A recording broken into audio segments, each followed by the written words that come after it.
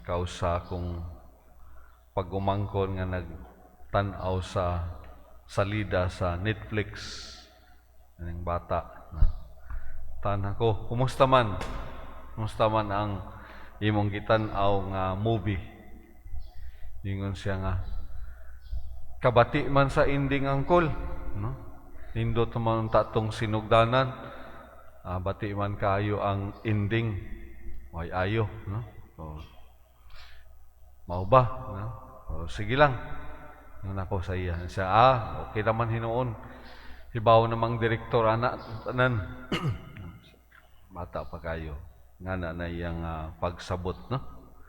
Sa atong pagkadungog, sa mga pagbasa karon doon ay mga yung nato kabaliktaran ng mga nanghitabo towards the end of his reign, si Hari Solomon nga sa sinugdanan sa iyang pagkahari gidaig sa kadaghanan gani ang Ginoo nahimuot man kaniya unang gihatag kaniya ang kaalam nga walay makatupong si bisan kinsa nga binuhat, no? Ang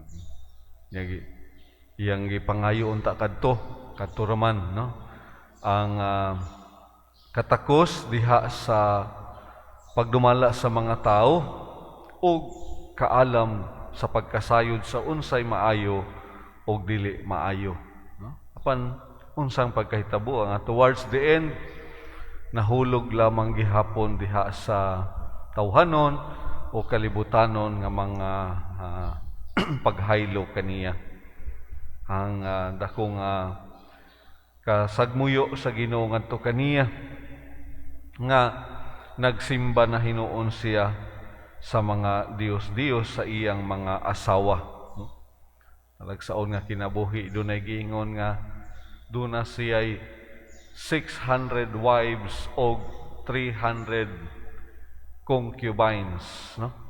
Unya nagsimba siya sa mga Dios-Dios sa iyang mga asawa gani doon na pa'y iyang gibuhat usab nga templo alang sa Dios-Dios sa iyang asawa, no? Talagang maayo dili maayo mo gamit og word nato karon nga mga kirida o sa Binisaya nato dunay ingon nga mga kabit, no?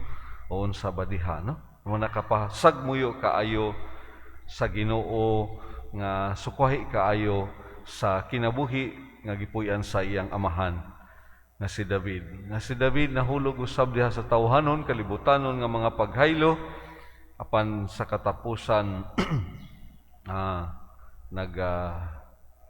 naghinulsol o nibalik ngadto sa Ginoo o ibalik ra gihapon kaniya ang bendisyon ug panalangin sa Dios. Apan sa bandang katapusan ang Dios namulong kang Hari Solomon sa pag-ingon langkaton ang tibok mong gingharian apan dili tanan kundi nala may usa ka banay nga mahibilin kanimo tungod sa akong alagad nga si David, no? Bandang bahin diri sa Ebanghelyo karon ni San Marcos usab dunay ingon nato nga not at all a bad ending para sa usa ka babayi, usa ka inahan nga sa sinugdanan nakabalita lamang mahitungod kang Hesus apan she dared face all adversities. Giatubang niya ang tanan nga mga kalisod o mga babag o nakaduol gayud siya sa atong Ginoo. Nagpakiluoy nga unta tabangan siya sa iyang anak nga giyawaan.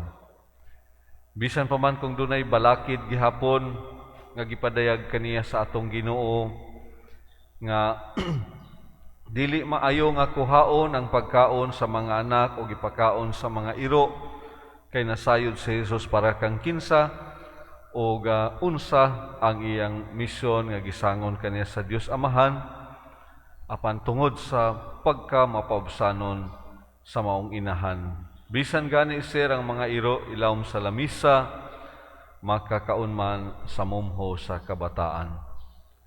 Tungod niini si Jesus mingon kaniya, tungod sa imong gisulti makapauli ka na. Ang yawa migula na gikan sa imong anak, no? Unsa man ang gisulti agi pamulong sa babayi, bisan gani ilawom sa lamisa makakaon man sa mumho sa kabataan. Ang mga kabataan, no, nagpadayag lamang kini sa iyang hugot nga pagsalig ug sa tumang pagkamapaubsanon. Wala man koy laing gipangayo sir, no, kundi ang imong kaluoy lamang ang imong kaayo, no? Bisag sobra na lamang igo na kana, no, alang kanako, no? Tungod niini na ayo ang iyang anak nga giyawaan, no? Sa iyang pagpauli, hikaplagan niya nga ang iyang anak wala na diha ang yawa, no? Not at all a bad ending. In the first reading, murag dili maayo ang ending sa maong istorya. Dito sa Ebanghelyo sa laing bahin, naghatag natog dako nga kalipay, paglaom o kadasig nga angayan usab nga sundon.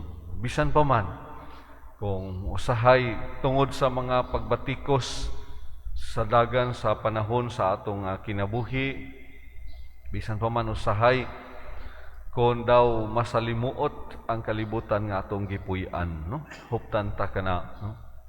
Bisan na lang gani sir, sa mumho nga matagak ilawom sa lamisa, igo na kana aron kami mabuhi, igo na kana aron kami maglahutay nining among panaw sa kinabuhi, nining among panaw sa pagkamagtotoo, no? Huptan ta kana ug madamlag, no? Kinsay nasayod sama nining babay, dili man gani siya kabahin sa katilingban sa mga matuuhon sa sinugdanan, apan naghupot nining pagsalig o pagtuo, paglaom sa atong Ginoo. Umipauli sa ila, wala mapakya sa iyang gitinguha. Pagampo panghinaot nato, ban sa mga pangaliya, panabang sa atong mga nagkadaiyang mga debosyon, nga santos, santa sa Dios, uban sa mga martiris, nga tubagon ra gihapon sa Ginoo sab ang tanan natong mga pangamuyo, no? Tanan natong mga pangaliya. Bisan paman usahay dunay mga panahon na tungod sa mga pagsulay magakahuyang usahay ang atong pagsalig sa Dios. Palihog manindog.